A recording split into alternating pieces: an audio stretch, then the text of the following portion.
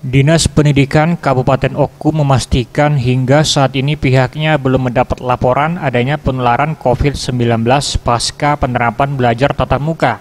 Bahkan Kepala Dinas Pendidikan Kabupaten Oku Teddy Melwansyah yang ditemui pada Jumat 1 Oktober 2021 memastikan akan menerapkan proses belajar tatap muka secara penuh jika status penyebaran COVID-19 di Oku turun ke level 1.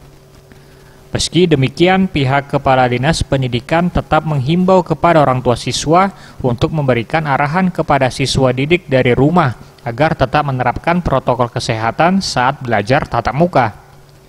Dinas Pendidikan juga akan merubah pola pergantian sesi jam masuk kelas karena pada jam tersebut banyak terjadi penumpukan siswa.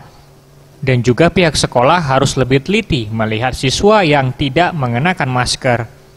Teddy berharap COVID-19 di Oku segera berakhir agar ke depan siswa dapat melaksanakan proses belajar mengajar seperti biasa, serta siswa sudah divaksin secara keseluruhan. Sekolah-sekolah juga sampai saat ini belum ditemukan kasus COVID-19 yang ada di sekolah.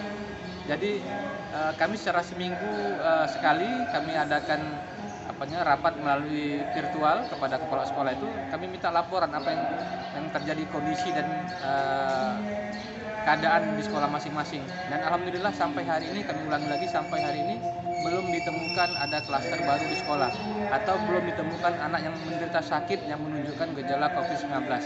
Mudah-mudahan seterusnya jangan sampai ada yang terjadi atau tertular oleh COVID-19 ini.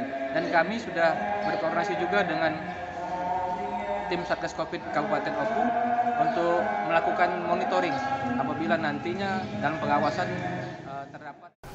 Bagus Mihargo, Sriwijaya TV.